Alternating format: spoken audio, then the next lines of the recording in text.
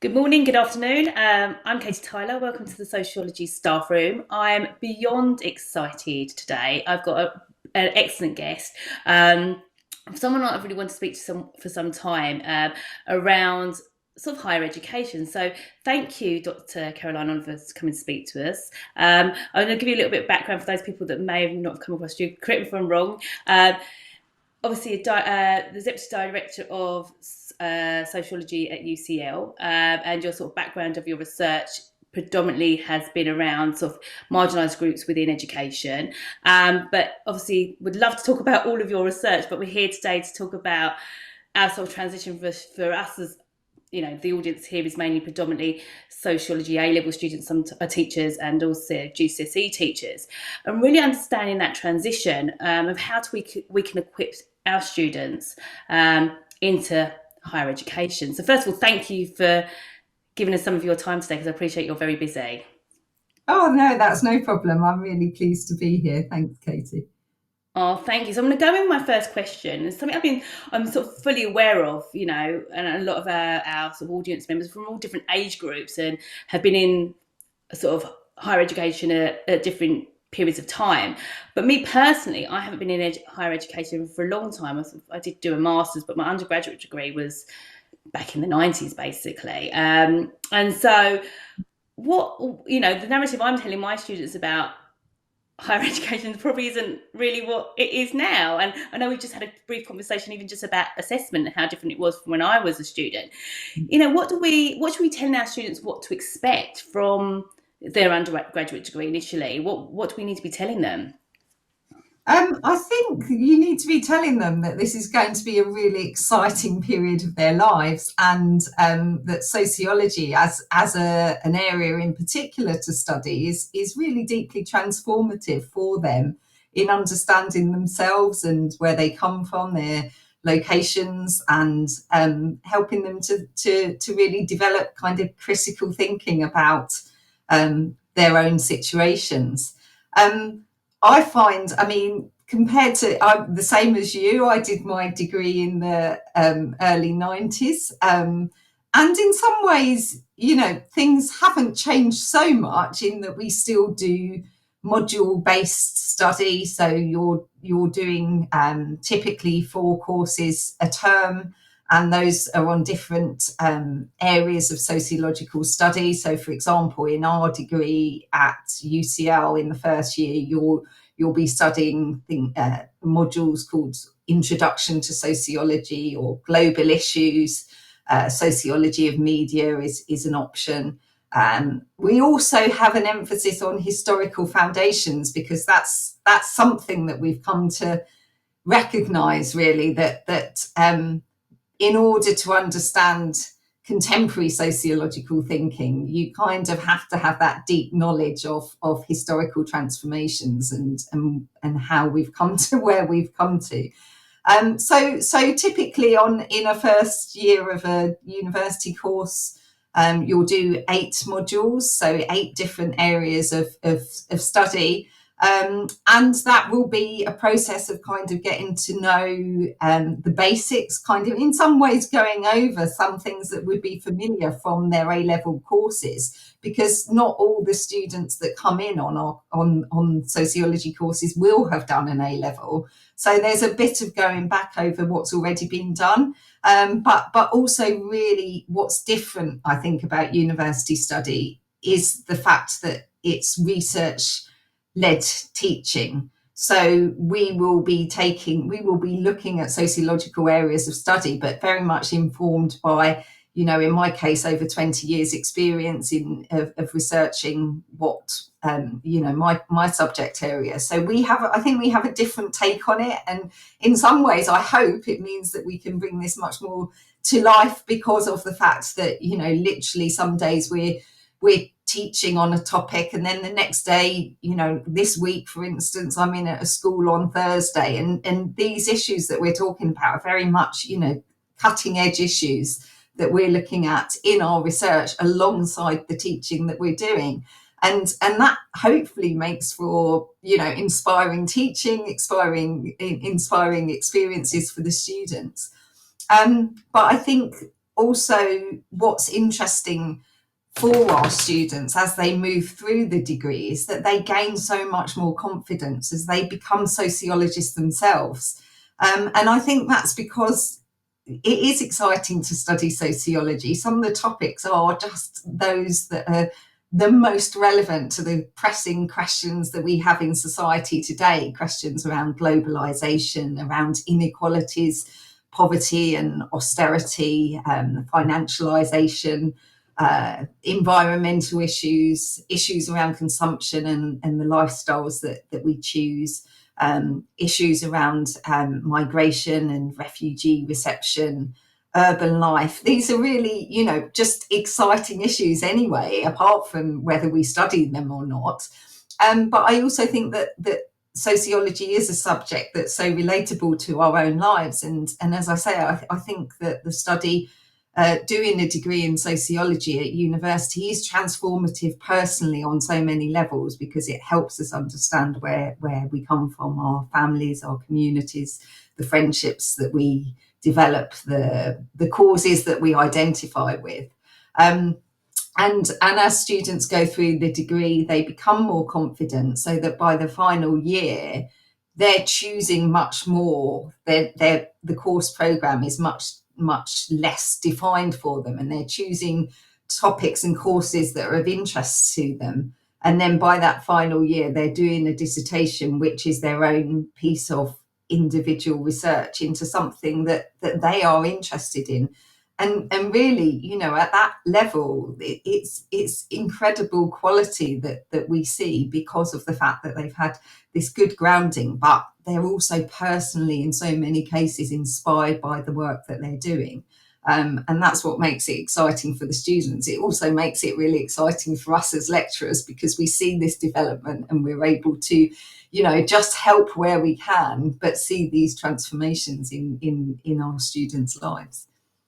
Oh, thank you. Yeah, I mean that's the thing. I think you mentioned that word transformation. So I think you said it at the beginning and said it at the end, and how important it is to students to sort of develop that skill, that knowledge. And it's something really important. I think you sort of mentioned there is that the difference probably from sort of the A level teachers, the GCSE teachers, the university, there is actual real research going on. And I know as a subject teacher, they go, "Oh, are they live?" And I actually made a poster the other day of contemporary sociologists, because obviously they hear their names and and it's sort of like, oh, they're not all dead. Like, I think I only had one person that was dead in there, because I wanted to make it look alive, and I was trying to sort of encourage my students to look up their research. And I think sometimes putting a face to a name goes, oh, they ethnically diverse, different ages, different genders. It's not just nothing against Karl Marx, of course, but they don't all look like that. They're not all men with the beards at all. And I think that's really, really important, isn't it? That you're, like you said, the great thing is they go to university to work with people that are actually cutting edge of doing that research and reminding students about that. So when we're thinking about preparing our students for choosing it, say yes, I definitely want to do a degree within sociology, or I know you've got a sociology and anthropology background, and they're thinking about, like, I want to do this degree.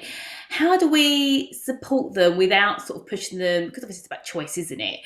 What sort of questions should we be asking our students to think about before they make that choice of what institution they go to? Obviously, University College London, an amazing institution, but what questions should the students be asking themselves about making these really informed choices? I think really it's about they've got to be interested in the subject. That's got to come first, and probably if they have a view of what sorts of work that they want to end up in, that gives a good guidance, really. And many of our students, the good thing about sociology is it does lend itself to many careers. We have many of our students go on to work in civil society organisations like charities, or the public sector. But equally, they can also go off to be journalists or entrepreneurs. And so, it is quite diverse in terms of where they end up. But I think the interest is the theme that runs through it. It's that, are they interested in, sort of their urbanisation processes and questions of diversity, or or questions around, media and consumption. And I think that's why sociology is so open to so many people, in terms of, that you can find a way through the subject to really specialize in whatever you're interested in. And I think, it's about, I think, in terms of preparing students, and what you can do as sociology A-level teachers is to really encourage that critical thinking. That's our key. That's what we're looking for, really, in terms of, what skills and knowledge are we looking for amongst our students. And as they move through the degree, it's about this critical thinking, about questioning, why are things like this and how could they be different? And I think you can spot that amongst A-level students, those who've got that spark of just, sort of saying, well, things are like this, but they don't need to be. And we see that spark come through in the first year, and it's about igniting that spark and taking it further. So I think, if you, as a person, as a student, a young student, you're inquisitive and you're critical about how things are, that will make you a brilliant sociology student at undergraduate degree level. Yeah, that critical thinking. I think, well, funny enough, I was talking about that exact thing yesterday is with someone about stretching and challenging our students.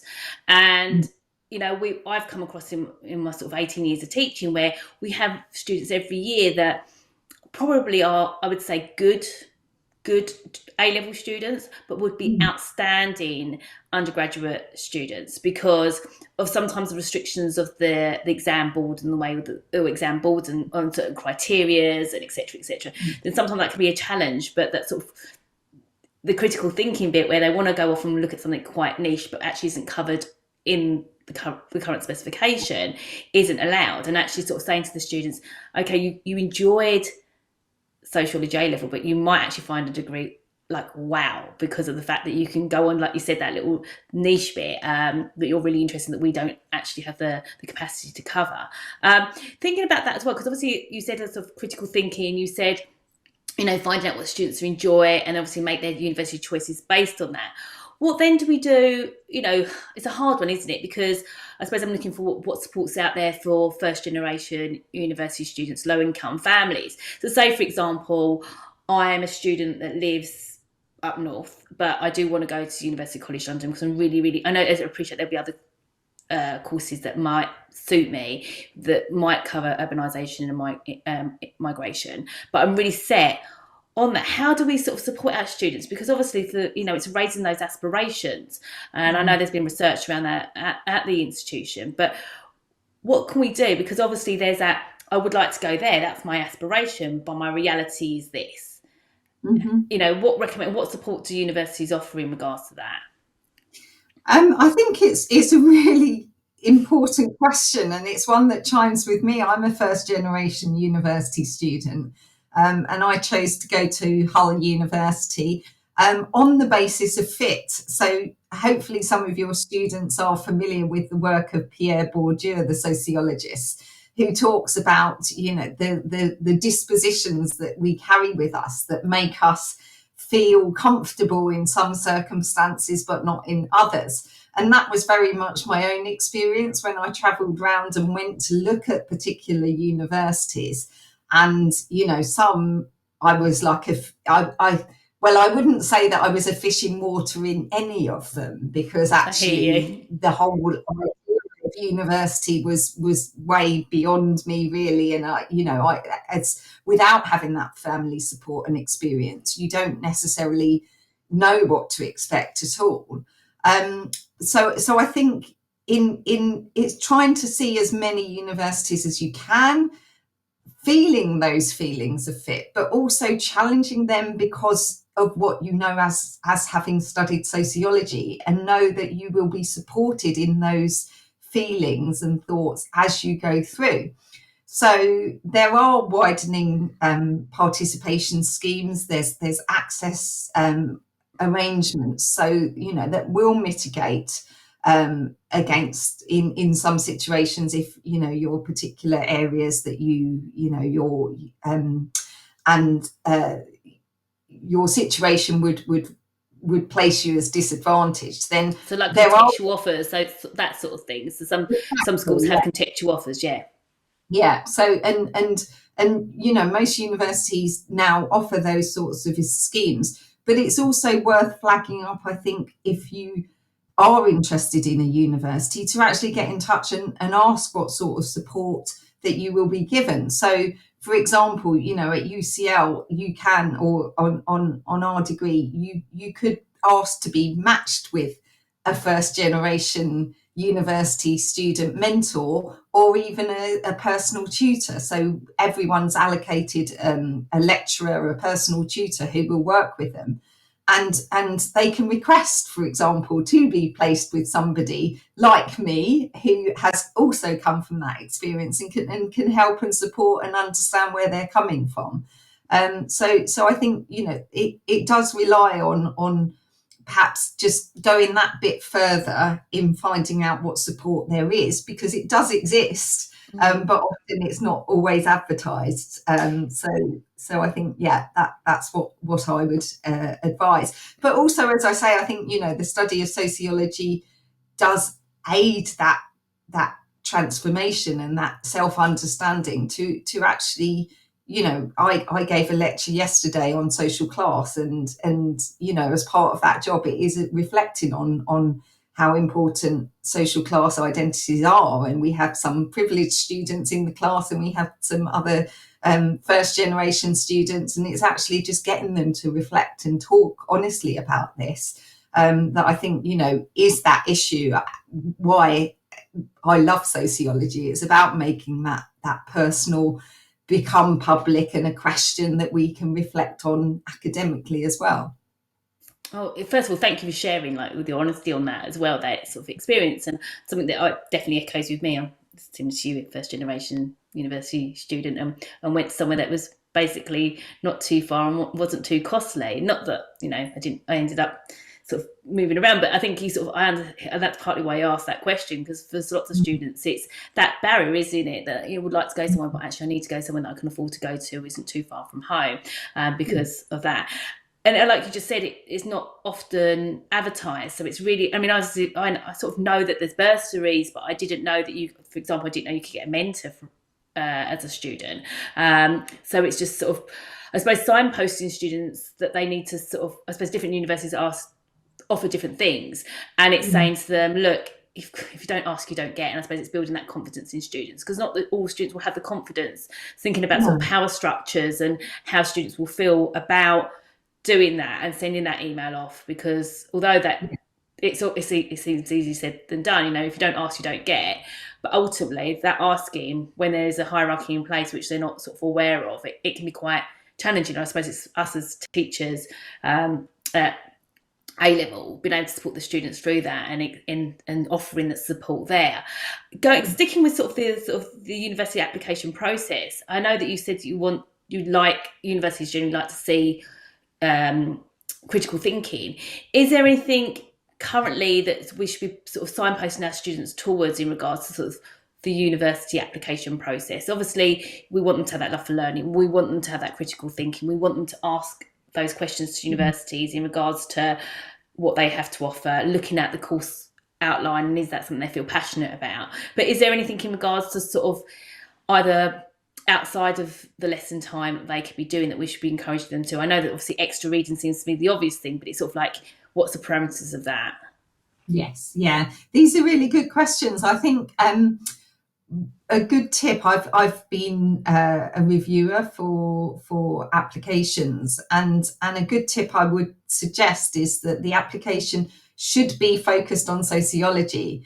Sometimes you read the applications and they're rather a case of students hedging their bets that they might be doing politics or they might be doing sociology, depending on where they're applying.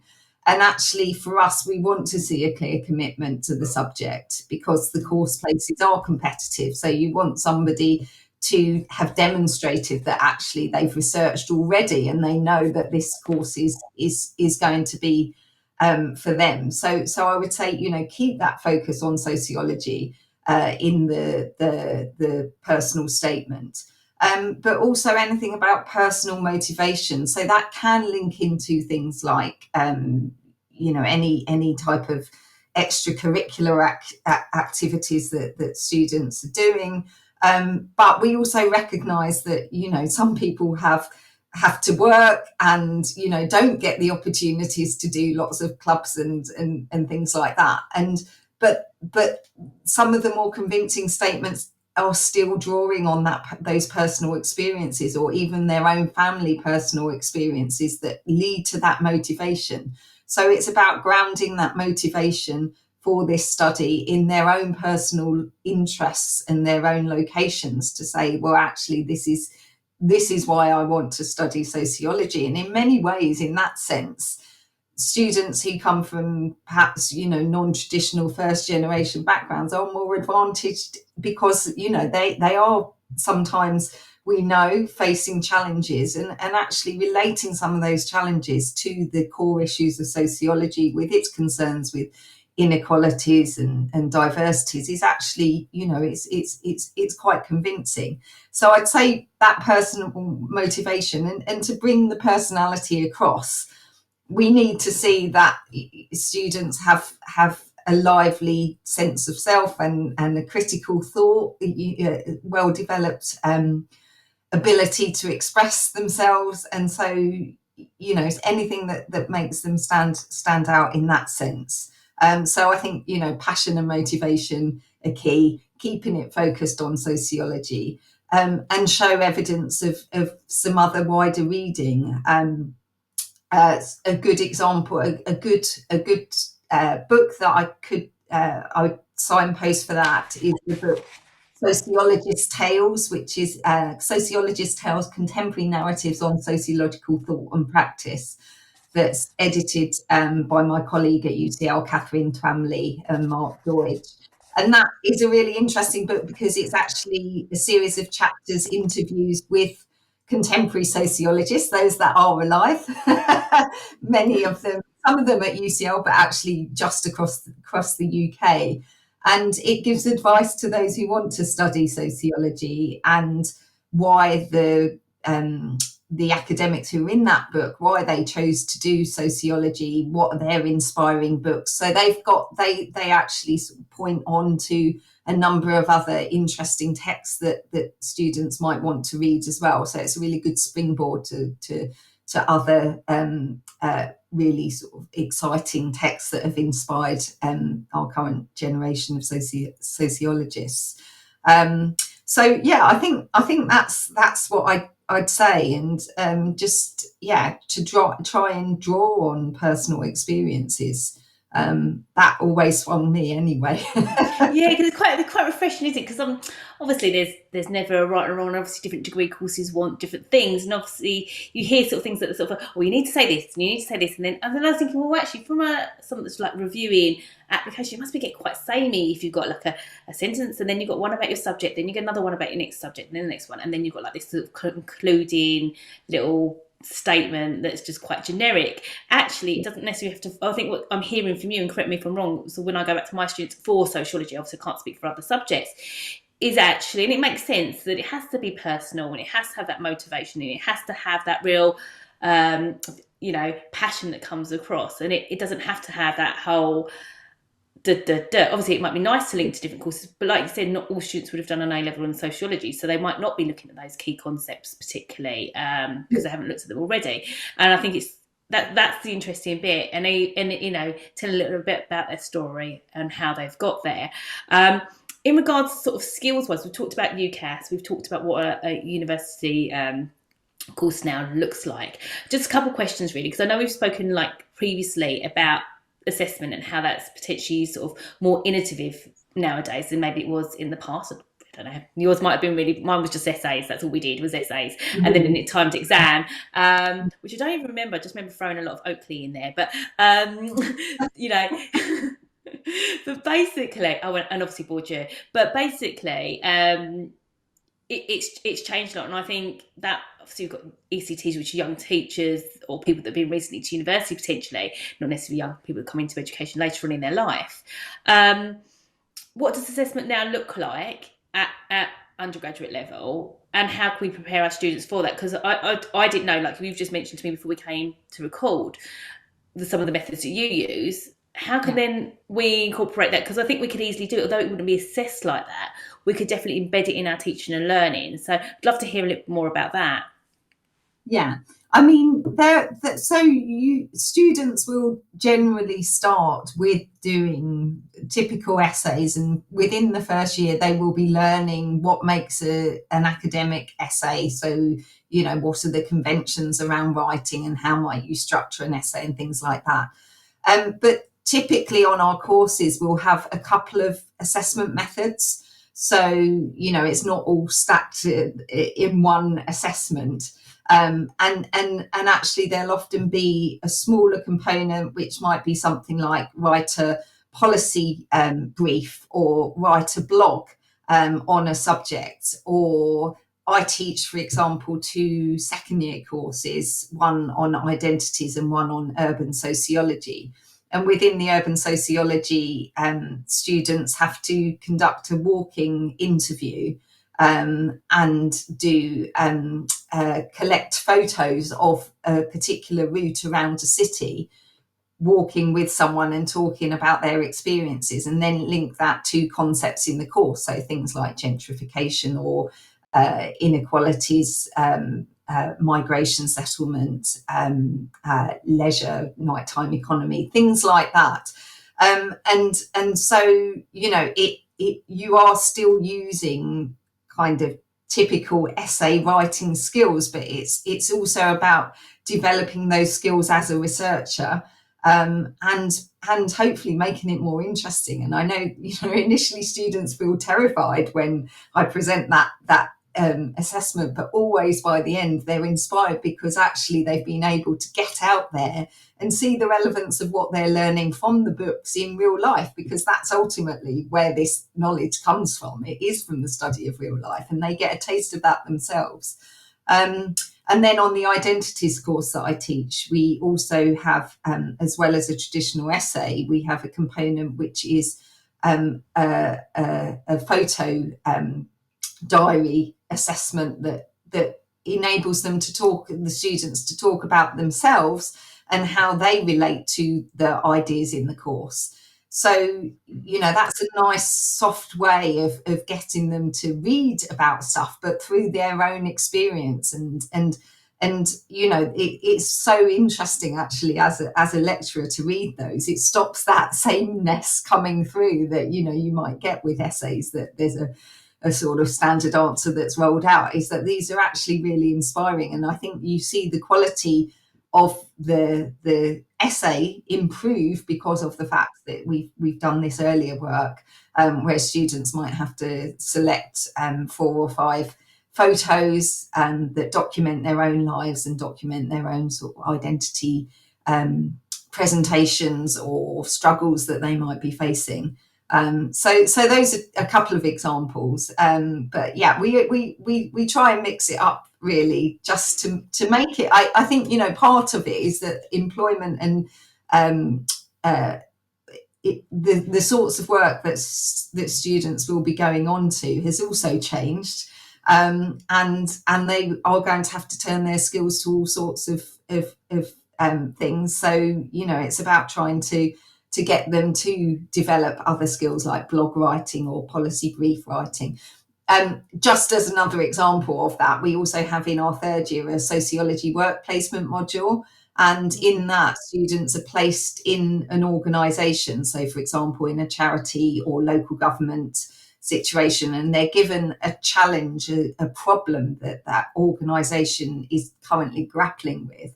And then the teams of about 5 or 6 students are tasked with developing solutions to those problems. And they might do that through doing research in the organisation, looking at what data they have, or doing interviews with the clients of an organisation or whatever. And then at the end of that, they have to produce a short report and presentation of their solutions to the organisation and a panel of sociologists. And it's great because it just, again, it's that real world experience, but informed by their study, and making the work in the books and the articles relevant and come to life to actually have practical use. for organisations, and hopefully helps with that transition to work. But yeah, so those are a couple of examples of the sorts of assessments. So don't get me wrong, there are still essays and exams going on, but we try and mix it up as well to make it more interesting, to spread things around, and also hopefully make things more relevant to students' own lives and their futures.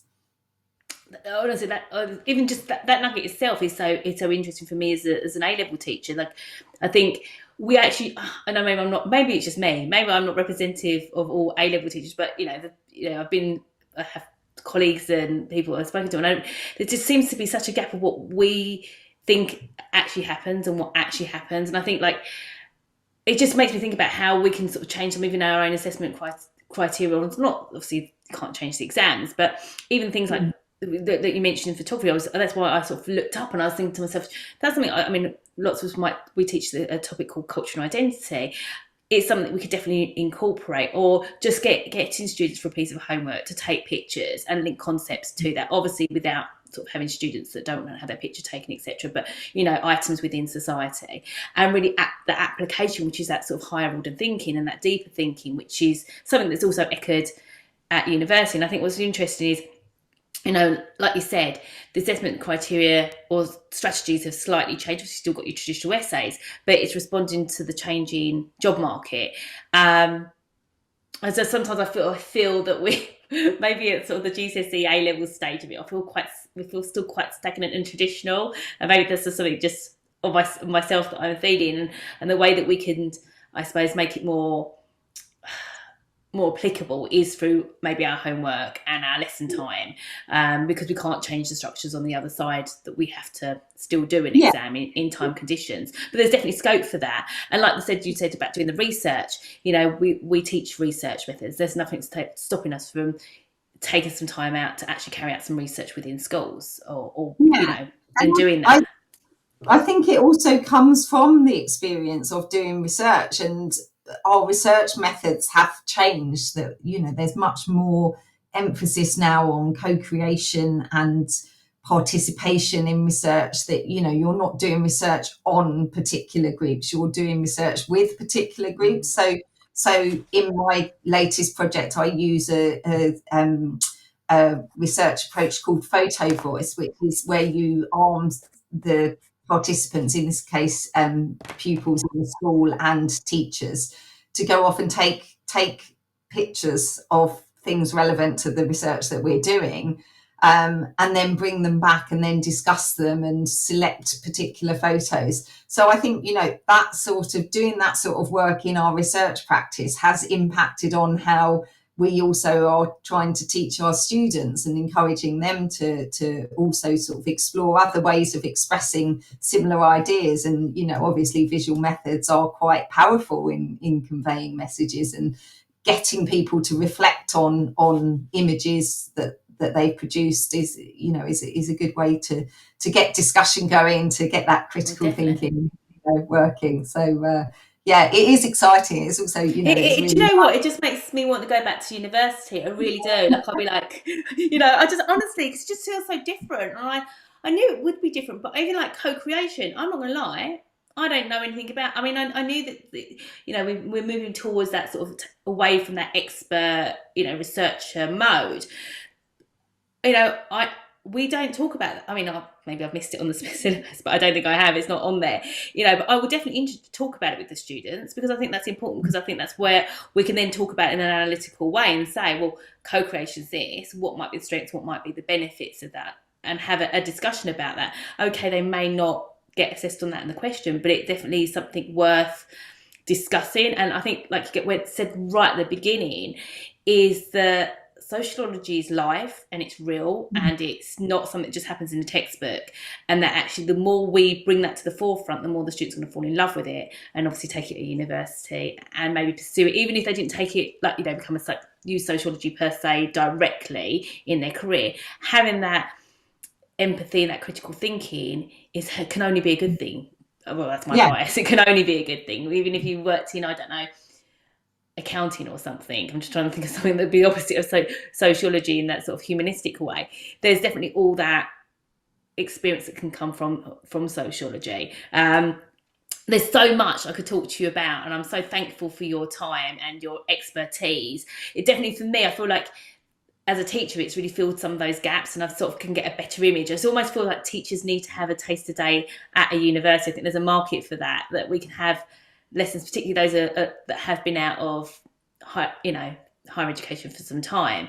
I think there's also like, it's the same as sometimes I always feel like secondary school teachers should go into primary schools sometimes to see where they're coming up from, so we just get that journey and we understand that for our students, because sometimes we have that bit and those 2-3 years, but we don't know where they're coming from necessarily, truly, and where they're going to. And I feel like that's been super useful for me. So thank you. I don't know if you want to mention, I'm putting you on the spot here because you might not know enough about it, but I know that Dr. Louise Archer is also, Louise Archer is doing a sort of a day for A-level students. I don't know if you know too much about that, or if I can direct, if you In want to fact, mention it. I'm speaking at it, so I should know about it. Yeah, we do at UCL, at the Institute of Education, an A-level sociology conference. That's this year, 2023, on March the 28th. And I think applications will be open. It will be advertised fairly soon from now on.